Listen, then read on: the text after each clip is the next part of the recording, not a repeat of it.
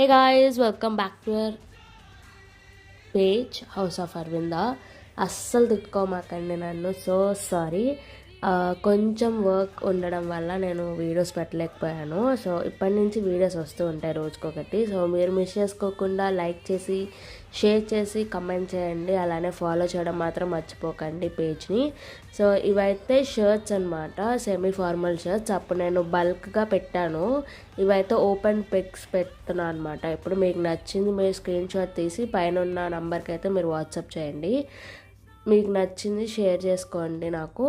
అలానే ఇవైతే original cost 6,000 7,000 ఉంటాయి, బట్ మనకి 650కే పడుతుంది.